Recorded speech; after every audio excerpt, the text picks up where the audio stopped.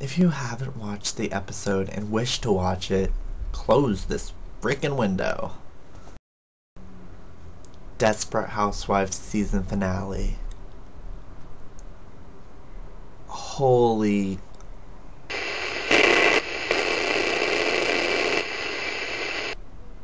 Wow. That was just so...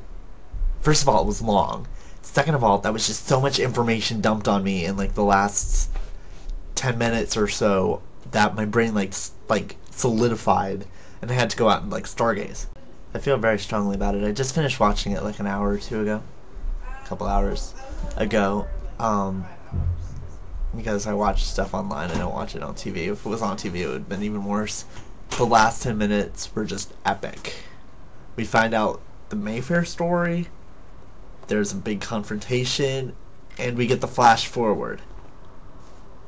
And those three things combine just like, wow.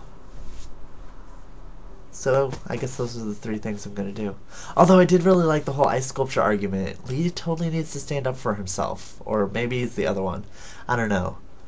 Don't be his bitch. Susan should not have caved on Maynard. That kid is gonna... Why can't Maynard be the middle name? Or even the first name, and then if you get Connor as the middle name, he could be MC. MC Delfino. Be like a little rapper. What's wrong with Connor Mayton? Or Maynard. Whatever. Peyton. Should have given him Peyton when he had the chance. Oh god. No.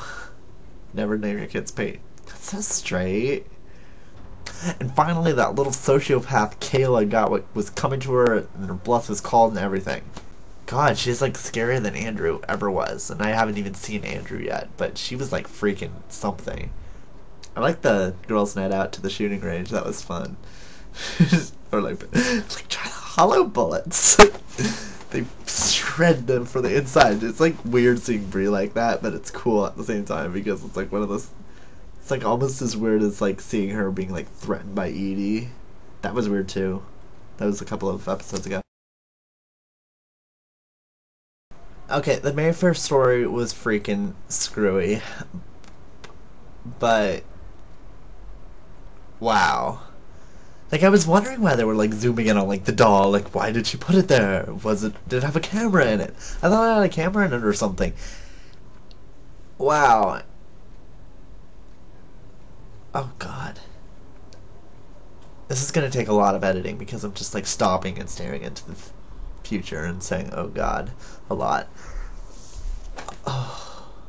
The whole thing about Dylan being killed by a bookcase and then her going to Romania, I don't know why Romania, and finding a baby that looked like Dylan and bringing her back was wonderful. It was better than being Dylan like being a robot or having a lobotomy or something like that.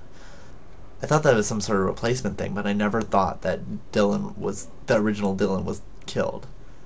I didn't know what those bones were either. I always assumed they were her first husband, but then he came back and I kind of like forgot about them.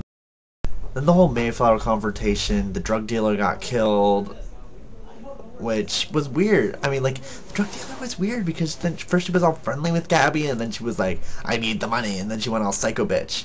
And I was thinking that maybe she was, like, on drugs or something, so she really needed a fix or something. So then, like, Bree's held hostage and was gonna, like, shoot her knees off or something, and, so Catherine caved and told the whole Dylan story, which is freaking weird. And there was a confrontation, and her second husband like shot her first husband Wayne in like something non-threatening, and he gave her the gun and everything, and and Wayne was like, I'm just gonna come back, and it was like freaking creepy. I've heard of like rogue police people who can't be brought to trial and stuff like that. It was just freaking crazy. So she should have shot him, and she did. And good for her. I mean, and she got off too. I thought you just like, I would spend time in prison for that, but self-defense, you know, they were able to spin it. And they didn't actually lie. A lot of people were saying like that she lied, but they were just telling certain truths and their opinions. The flash forward was totally weird because like it was just like so much information coming at us at once. Who is this guy that Susan's with? What happened to Mike? Is Maynard still named Maynard? Is Maynard still alive? No one knows. But he's back with Orson. She's rich. Apparently it's from selling cookbooks. I don't know. And she's wearing these big ugly clothes. Lynette's sons are now weird. I mean, it was just a carjacking, but I think it's not that bad, but I don't... They're acting like it's a big worrisome thing, but how come all the other parents have perfect children? Like Susan's kid, what's her face? The blonde. Is at Harvard and it's perfect. Gabby is a mother to two fat girls. That sounds so awful, but they are. And I can see why. And I thought, like, she was wearing these bad clothes and Bree's wearing these nice clothes, and I was like, what the hell just happened? I'm like, is Gabby poor or what? But she's just a mother and harried within an inch of her life, and they're ruining her Prada, or her Fairwang, actually.